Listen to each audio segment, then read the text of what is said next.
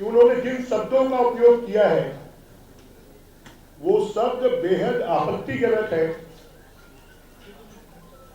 मुख्यमंत्री जी को इसके लिए छत्तीसगढ़ की जनता से, रायपुर की जनता से सार्वजनिक माफी मांगना चाहिए। 7 बार रायपुर की जनता ने मुझे चुना है। मैं मुख्यमंत्री जी की कृपा पर विधायक नहीं हूं और मुख्यमंत्री जी की कृपा पर ना मैं मंत्री बना हूं कि मुख्यमंत्री जी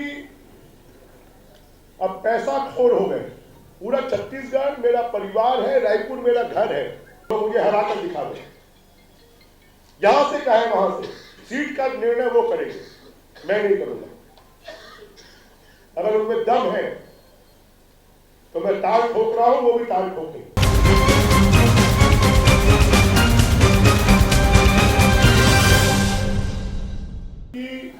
जिस प्रकार की प्रतिक्रिया आई है उस प्रतिक्रिया से मैं आहत हूं, दुखी हूं कि उन्होंने जिन शब्दों का उपयोग किया है वो शब्द बेहद आपत्तिजनक है। मुख्यमंत्री जी को इसके लिए छत्तीसगढ़ की जनता से, रायपुर की जनता से सार्वजनिक माफी मांगना चाहिए।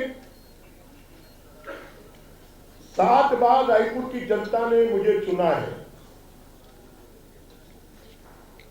4 बार छत्तीसगढ़ और मध्य प्रदेश की मंत्री के रूप में सेवा करने का मुझे अवसर मिला है। मैं मुख्यमंत्री जी की कृपा पर विधायक नहीं हूं और मुख्यमंत्री जी की कृपा पर ना मैं मंत्री बना हूं।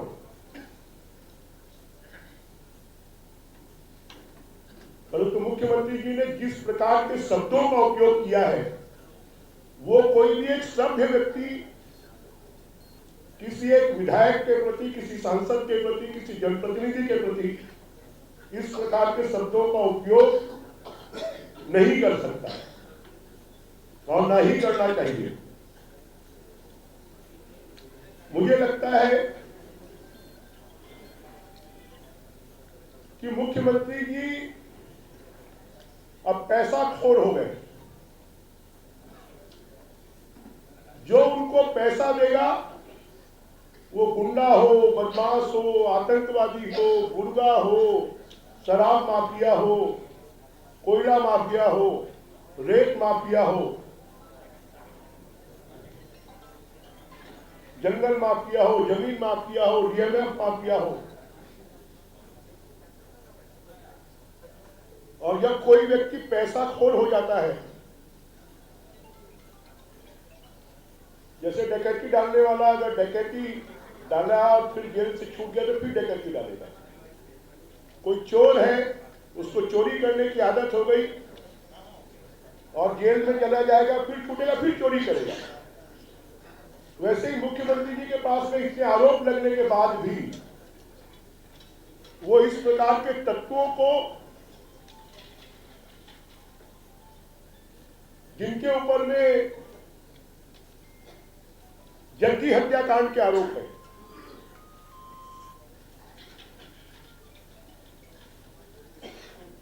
जिनके ऊपर में शराब में माफियागिरी करने के आरोप है,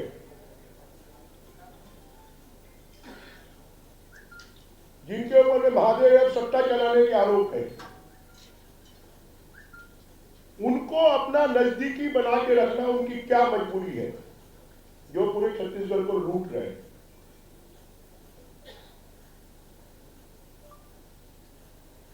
और मुख्यमंत्री जी, छत्तीसगढ़ को आपने क्या अपराधियों के हाथ में सौंप दिया है क्या?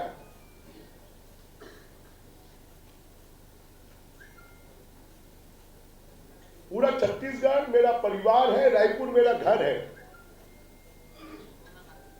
रायपुर में कभी किसी ने ये हिमाकत नहीं की, किसी ने हिम्मत नहीं की, क्योंकि मेरे सब लोगों से पारिवारिक और प्रेम के संबंध है। ऐसा कोई व्यक्ति पूरे रायपुर में और छत्तीसगढ़ में नहीं बोल सकता कि किसी के साथ में मैंने भेदभाव किया हो या जातिवाद का व्यवहार किया हो। इतनी बड़ी घटना के बाद मुख्यमंत्री जी के मुंह से 2 शब्द नहीं फूटना आज वो कांग्रेस के नेता के साथ साथ वो मुख्यमंत्री हैं, शासन के प्रमुख हैं। उन्होंने जिस गंदे और भद्दे तरीके से जो बात कही है,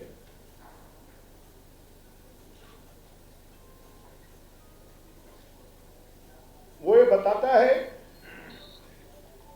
कि मुख्यमंत्री जी अब माफियाओं के सरताज हो गए और उनके संरक्षण में लगे हुए, इसलिए उनके खिलाफ वो नहीं बोल सकते।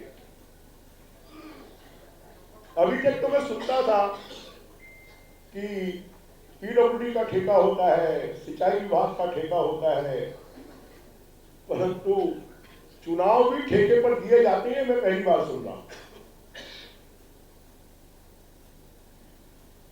रायपुर दक्षिण का चुनाव ठेके पर अनवर ढेबर और आजाद ढेबर को दिया गया है। मैं 14 तारीख को इसका खुलासा करूंगा कि हमारे किन किन लोगों को बुलाकर उन्होंने धमकी दी है। पहले एक गाड़ी आती है, वो उनको बोलती है चलो आओ घूम कर आते हैं, फिर उनको दूसरी गाड़ी में बैठाया जाता है, दूसरी गाड़ी में कहीं उनको मिलाने ले जाया जाता है, वहां पर शहंशाह महाराजा कुर्सी पर बैठे होते हैं। पहले लोगों को पैसे में खरीदने की कोशिश करते हैं, जब पैसे में कोई तैयार नहीं होता है, वो बोलता है मैं बीजेपी का कार्यकर्ता हूं, मैं ब्रिजमोहन जी का साथी हूं, मैं उनका साथ दे रहा हूं, तो फिर उनको बोलते हैं 17 तारीख के बाद उनको देख लेंगे। और सिर्फ इतनी ही घटना नहीं होती है, मेरे साथ घटना घटित होने के एक दिन पहले हमारा एक प्रचार वाहन जब बैजनाथपाड़ा में गया तो उसको 1.5 घंटे तक रोक कर रखा गया और उसके सामने कांग्रेसी झंडे लहराए गए।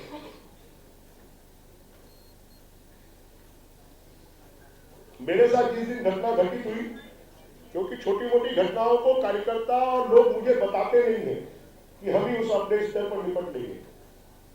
संजय नगर में हमारी गाड़ी को रोककर उसके होर्डिंग, उसके बैनर सब फाड़ दिए गए, कांच फोड़ दिया गया और मेरे नाम से मां बहन की गाली दी गई और उसकी रिपोर्ट हमने लिखवाई है, परंतु अभी तक एफआईआर दर्ज नहीं किया गया।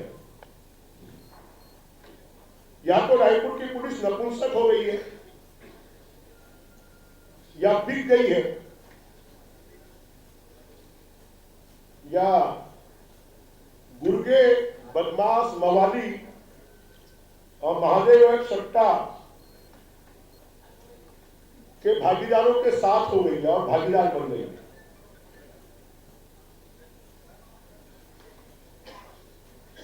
इस बात को समझ लेना चाहिए। आज के बाद अगर हमारे किसी कार्यकर्ता को, मैं पुलिस को भी चेतावनी देना चाहता हूं, मुख्यमंत्री को भी चेतावनी देना चाहता हूं कि अगर आज के बाद हमारे किसी कार्यकर्ता को बुलाया और धमकाया गया तो या तो पुलिस कार्रवाई करे या इन गुर्गों को हम घर से निकालकर ठीक करेंगे।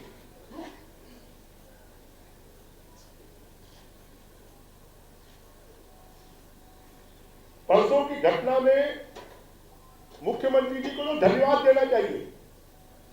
पूरा शहर और पूरा छत्तीसगढ़ आग में जल सकता था अगर मैं संयम से काम नहीं लेता। हम वही धरने पर बैठ जाते और पूरा शहर वहां पर इकट्ठा हो जाता, क्योंकि कुछ लोग छत्तीसगढ़ की, रायपुर की दिवाली को खराब करना चाहते थे, त्योहार को बर्बाद करना चाहते थे। कुछ लोग,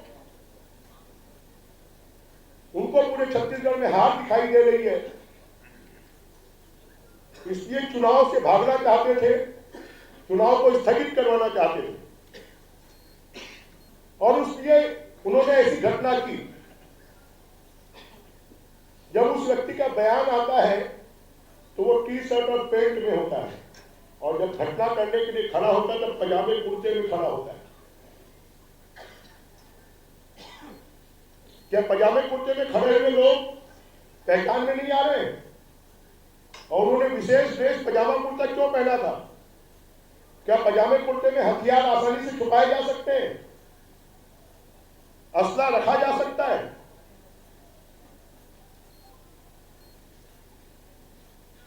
ये तो हमारे कार्यकर्ता और मेरे सुरक्षा कर्मियों का